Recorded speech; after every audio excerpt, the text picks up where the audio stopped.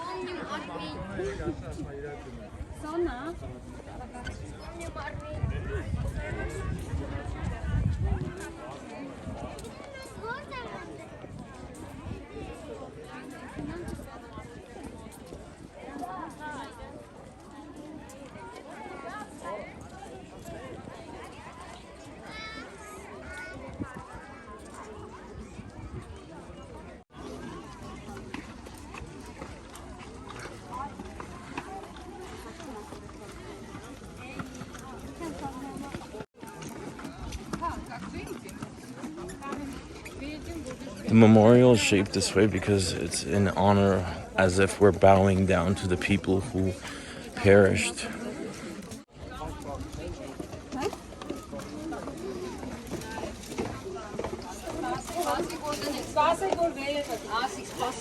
The amount of flowers there are for the victim is unbelievable.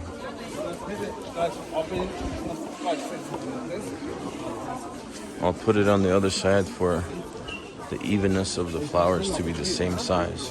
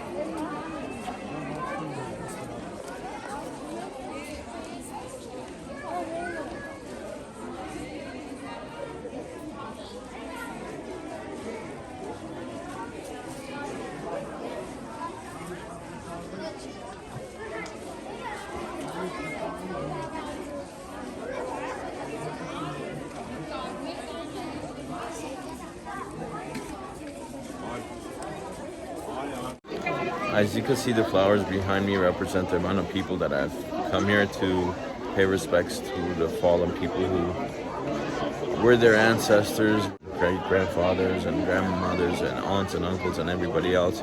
I personally had a great-grandfather who perished in the Armenian Genocide. I currently have family in Germany and Turkey and in Armenia and in America and in Canada because of the genocide. If you think about it, we would have had more people in the country and a bigger country for the amount of people that we had.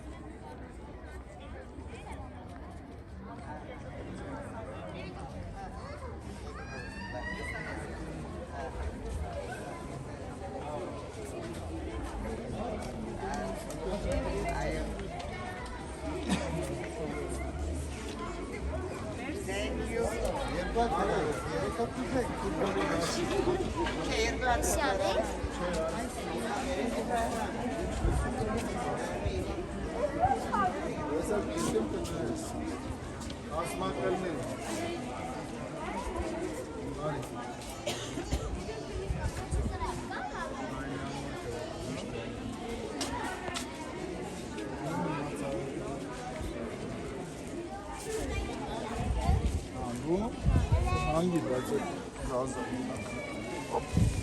Gelmez.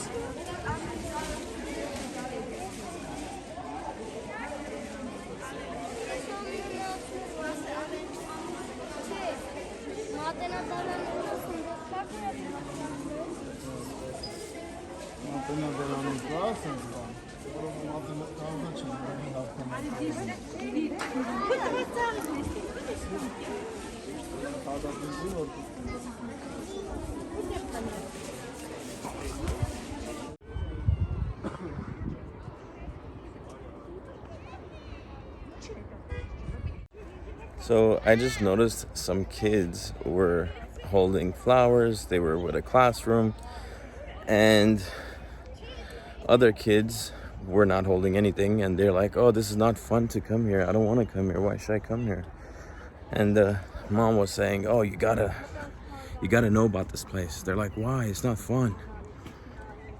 See, the generations have changed, and the way people learn about history has changed. Everything is through the YouTube that you're watching currently, and nothing is interesting for people anymore because the attention span has gone down. Now, if this was interesting for world leaders, other genocides like Rwanda, the Holocaust, and a few other ones would not occur if the people who did this actually got punished for it. But they never got punished for it, so more and more of these occur every single year throughout the countries. So what is the point of any of this? Control. This is part of the museum underground. This is a view of a mall called Dalma Mall. And then tennis courts, huge building. Armenian national soccer or football stadium in the city of Yerevan. And it's an amazing view, beautiful view, right next to the genocide memorial. And these are the windows that are going right underneath the museum. I don't know if we should go inside the museum because it's just too much to handle. This is like a courtyard to the museum, and you could see a bunch of people's names and dates. We'll go inside right now. This is April 25th, the day after the Genocide Remembrance Day. The reason we came today is because we thought there won't be a lot of people, but look at the quantity of people that are still walking towards the memorial. So a lot of other people think the way we do. This is the entrance to the memorial museum.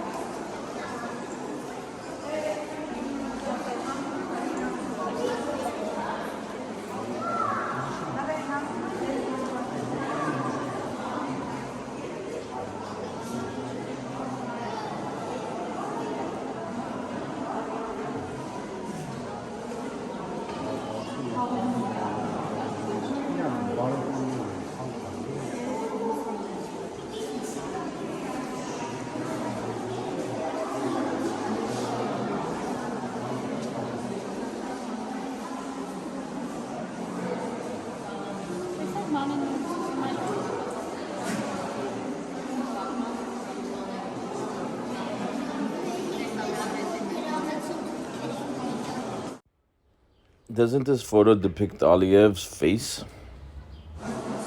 Who does this asshole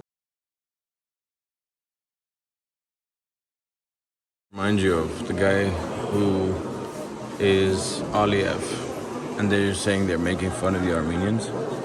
Look at the way they look.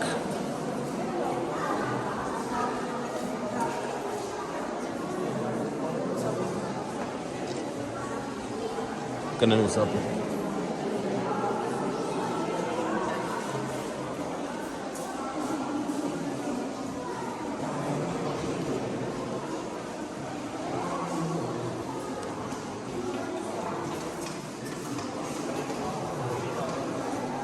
This is the Young Turk Party. Pretty much they were the designers and the architects of the genocide.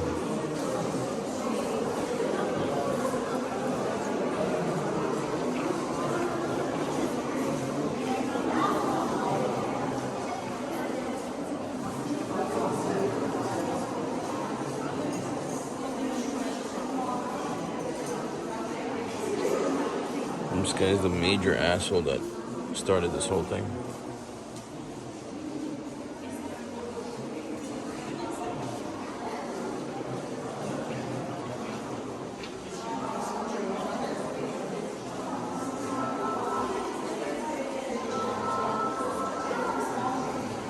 The Holy War Proclamation ceremony with the participation of Turkish children in Maraş. That's where I'm from. In Yerevan, Maraş. So they used children for war. These assholes.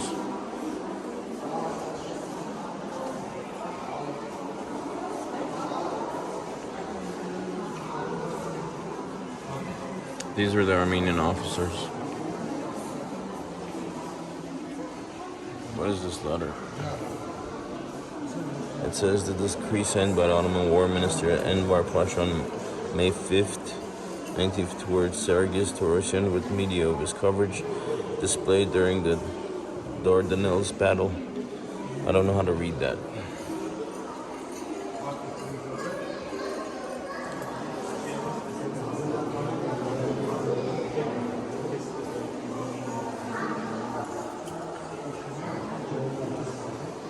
The top of the photograph depicts the Kaymakam of Maraş surrounded by the Turkish officials. In the bottom are the eminent Armenians of Zeytun who had been arrested, brought to Maraş by deception. They were killed and burnt alive shortly after the photo was taken.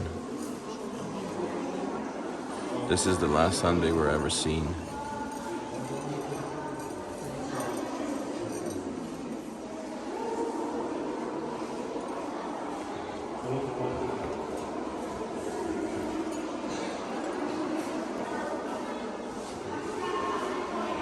These are the marches, the deportation of Armenian men of Kharbert under Turkish armed guards 1915.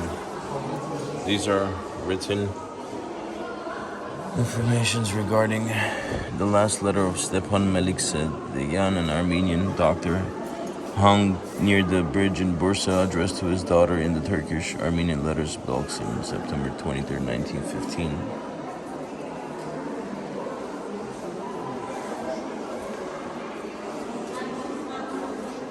A lawyer, a poet, a public figure, physician, writer, journalist, writer,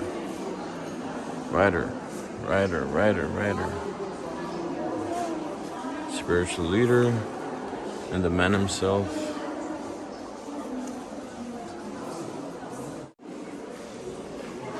We could go further down, but I suggest you guys come and take a look at the museum yourselves. This is the window that I just talked about, and in general the Turkish people didn't like the Armenians. We're gonna exit out. Please come and learn for yourselves what really happened. They didn't have Photoshop back then. There's a bookstore and a souvenir store as well, and a place for donations. These trees, in Russian they called yolka, are planted by different ministers, generals who have visited Armenia. President of France, Emmanuel Macron. I don't know what that is. It's Russian. I cannot read that language yet. Aurora Prize winner. I mean, there's lots of trees being planted here just to show a respect. Prime Minister of Georgia, Mamuka Bakhtadze.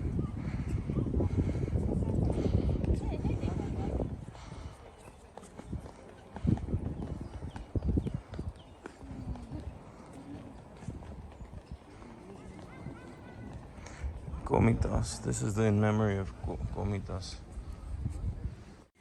Look at the color of that one right there. It's like bluish green. It's really beautiful. I've never seen a blue tree. So instead of taking the main route, we're taking a shortcut without a lot of people. There's a restroom here as well. Zukan. You could use the restrooms here. They're free. Just letting you know. I noticed there are a few cops here, but if you've noticed, none of the cops have guns on them. Think about that for a sec. Not a lot of people, maybe 95-6% of the people cannot own guns here. I'm just saying, if not a lot of people are allowed to own guns or they don't buy handguns, we don't have mass shootings. And then the NRA would say, yo, yeah, we need guns to protect ourselves. But think about that for a sec. We don't need guns to protect ourselves. We just don't need guns.